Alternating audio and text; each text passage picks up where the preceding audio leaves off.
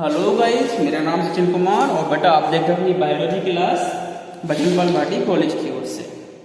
बेटा आज की क्लास किसकी है? बायो में देखो हम पढ़ रहे हैं आपकी यूनिट जेनेटिक्स को। ठीक है, हमने कल आपको पढ़ाया कि जेनेटिक्स क्या होता है, इनहेरिटेंस क्या होता है एंड वेरिएशंस क्या होते हैं। ये सब हमने पढ़ा था कल, याद आ रहा है कुछ? देखिए, किसी भी जो लिविंग है उससे करैक्टर्स का जनरेशन से, किसी भी जनरेशन से नेक्स्ट जनरेशन में जाना ही इनहेरिटेंस कहलाता है। और इस इनहेरिटेंस और वेरिएशन की जो स्टडी होती है इसको हमने जेनेटिक्स कहा है।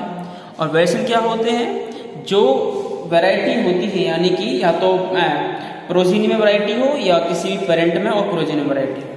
देखो मैं दोबारा बता रहा हूँ बेटा आपको, एक्चुअली हमने किया क्या है अभी तक। हमने जो अभी तक पढ़ा है, सबसे पहले पढ़ा है हमने इनहेरिटेंस क्या होता है। इनहेरिटेंस क्या होते हैं आपने देखा है ना, कुत्ता हमेशा कुत्ते को बर्थ करता है, ह्यूमन हमेशा ह्यूमन पैदा करेगा। ऐसा तो नहीं कि गाय ने बिल्ली डाल दी या कुत्ता ने घोड़ा डाल दिया पैदा कर दिया, ऐसा तो नहीं होता ना कभी। कुत्ता हमेशा कुत्ते को बर्थ कर रहा है और घोड़ा हमेशा घोड़े को बर्थ कर रहा है। तो मतलब कि ये क्यों हो रहा है? ऐसा क्या काम हो रहा है कि जिसकी वजह से वो घोड़े को पैदा कर रहा है, आदमी को भी पैदा कर रहा है?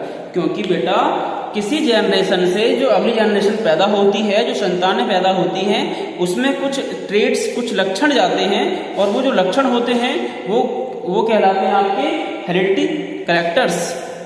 और इस प्रोसेस को कहते हैं इनहेरिटेंस। सपोज करो आप एक ह्यूमन हो। ह्यूमन कैसे हो? आपके पापा एक ह्यूमन है, आपकी मदर एक ह्यूमन है, आपके उनके जैसी एक सर है, दो आंखें हैं, दो हाथ हैं, दो पैर हैं, ठीक है ना? सब कुछ है कि नहीं है? तो वो जो दोनों लिविंग हैं, आप मम्मी पापा, उनसे आपकी बर्थ हुई है, आपका मतलब जनरेशन हुआ है। तो उनकी जनरेशन से आपके अंदर जो कैरेक्टर्स आए हैं उनका आना ही क्या कहलाता है? इनहेरिटेंस कहलाता है। ठीक है, जैसे आपकी नाक पापा की तरह है, आपके होठ मम्मी की तरह है, आपकी आंख किसी और की तरह है, ठीक है ना? तो ये क्या कहलाता है? इनहेरिटेंस कहलाता है। लेकिन इसके बाद में एक टॉपिक था वेरिएशंस का। आपका जो कुछ पूरा स्पेसिफिक कैरेक्टर्स हैं मम्मी से पापा से थोड़ा सा अलग है। हालांकि हैं दोनों ह्यूमन, आपके पापा भी ह्यूमन है, आप भी ह्यूमन है, लेकिन दोनों में कुछ अंतर है।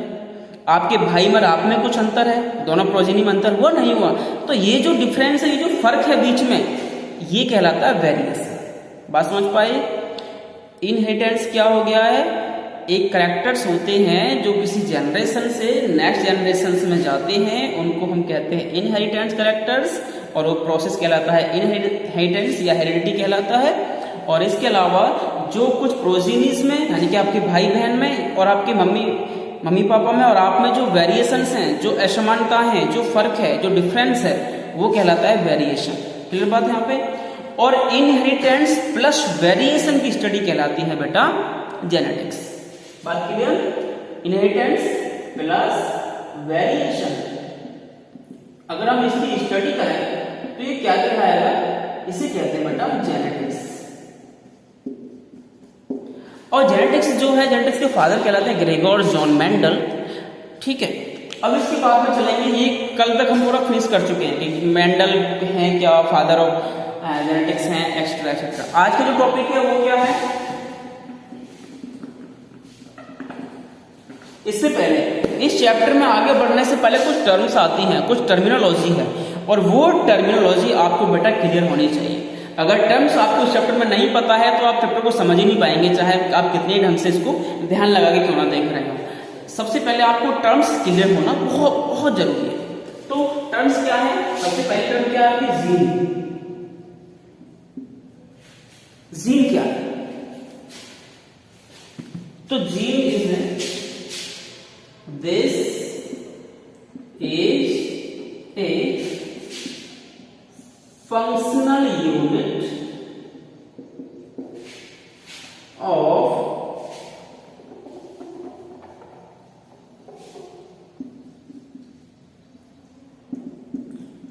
genetic material।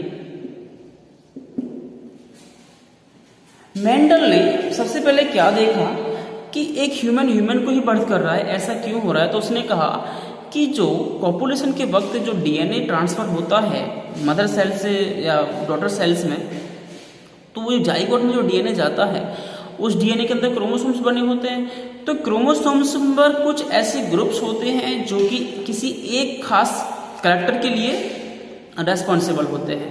जैसे कि कोई आपके मम्मी पापा हैं, उनकी हाइट बहुत ज़्यादा है तो आपकी हाइट ज़्यादा है, ठीक है। उनके बाल करली हैं, करली मतलब घुंघराले बाल हैं, तो आप किसी में आपके घुंघराले बाल हो सकते हैं। उनकी आंखों का रंग नीला है तो आपका रंग नीला हो सकता है। मतलब कि मेंडल ने क्या देखा कि हाँ, जो जनरेशन है और जो नई जनरेशन को पैदा कर रही है, आगे जो अपने बच्चे पैदा कर रहे हैं, तो उसमें कुछ कैरेक्टर्स जाते हैं। वो कैरेक्टर्स किसके थ्रू जा रहे हैं, ऐसी क्या चीज़ हो जिसके द्वारा जा रहे हैं, तो वो जाते हैं आपके जेनेटिक मटेरियल के थ्रू। और इस मटेरियल पर, जेनेटिक मटेरियल क्या है, डीएनए यानी क्रोमोसोम्स। भाई डीएनए ऐसा होता है, आपने देखा होगा डीएनए ऐसा होता है, इसको हाईली कॉइल्ड करेंगे तो एक क्रोमोसोम्स का रूप लेगा इस तरीके से, ठीक है, इस तरीके से होता है। तो मेंडल ने कहा कि जो क्रोमोसोम्स होते हैं उन पर कुछ खास ग्रुप होते हैं या एक यूनिट होती है, और वह यूनिट होती है जीन। अब ये जीन वर्ड जो मेंडल ने नहीं दिया, ये बात याद रखिए, जीन वर्ड इज कॉइल्ड, यहां पे लिख लो, gene word is coined by W Bateson, scientist हैं डब्ल्यू बैटसन। जीन वर्ड जो कॉइन किया था वो डब्ल्यू बैटसन ने किया था, लेकिन मेंडल ने भी इसको कहा था, मेंडल ने कहा था फैक्टर। मेंडल ने क्या कहा कि कोई फैक्टर है। मेंडल ने कहा कि जो क्रोमोसोम्स होते हैं सेल्स के अंदर, क्रोमोसोम्स पे कोई खास जगह पर कोई चीज है, कोई ग्रुप है, और उस ग्रुप को उन्होंने फैक्टर कहा कि वो ग्रुप जिम्मेदार है कि नीली आंखों के लिए, लंबे बालों के लिए, सॉरी सीधे बालों के लिए, घुंघराले बालों के लिए, ठीक है ना।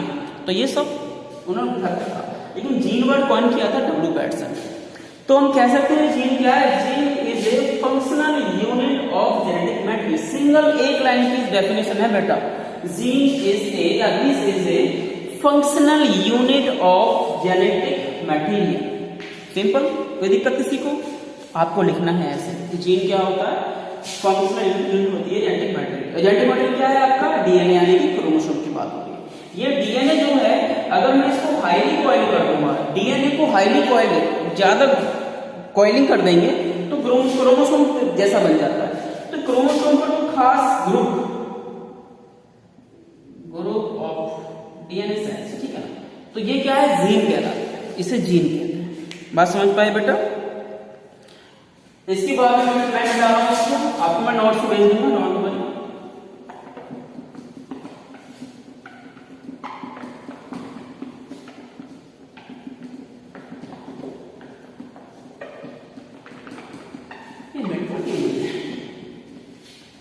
जीन के बाद में है अगली टर्म आपकी homologous chromosomes.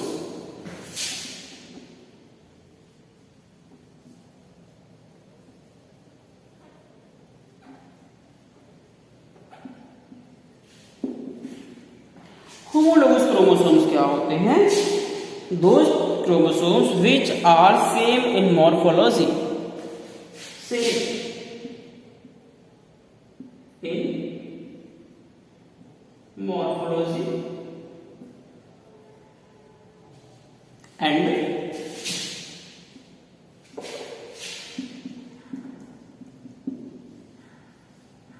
locus of genes। ऐसे क्रोमोसोम्स जो सेम है, किसमें सेम है, मॉर्फोलॉजी में। मॉर्फोलॉजी का मीनिंग होता है ऊपर से दिखने वाली आउटर स्ट्रक्चर, ऊपर से जो सेम टू सेम दिख रहे हैं, ऊपर से कोई चीज दो समान दिख रही है। जैसे ये है, ये आपको दोनों सेम सेम दिखाई दे रहे हैं, होमोलोगस कहेंगे। तो दोनों क्रोमोसोम्स अगर सेम दिखाई दे रहे हैं तो वो क्या हो गया, मॉर्फोलॉजी में सेम हो गई। And locus of genes, genes की लोकेशन में सेम है। मैं ये कह रहा हूं आपसे, मान लो एक ही क्रोमोसोम है, ठीक है, एक ही क्रोमोसोम है, दोनों ऊपर सेम दिख रहे हैं, ये भी सेम है, ये भी सेम है, that means these are morphological same. तो ये दोनों मॉर्फोलॉजिकल सेम हो गए। इसी के अलावा लोकस ऑफ जीन्स में भी सेम है। मान लो मैं कह रहा हूं मेरी आंखों का रंग काला है, तो काली आंखों का रंग का जीन्स यहाँ पे सिचुएटेड है, और दूसरे वाले क्रोमोसोम में भी जो आंखों के रंग का ब्लैक, काली आंखों का रंग है ब्लैक कलर का जीन, वो यहाँ पे सिचुएटेड है। मतलब लोकस ऑफ जीन्स में भी दोनों क्रोमोसोम सेम है, तो यहाँ पे ये कहलाते हैं होमोलोगस क्रोमोसोम्स।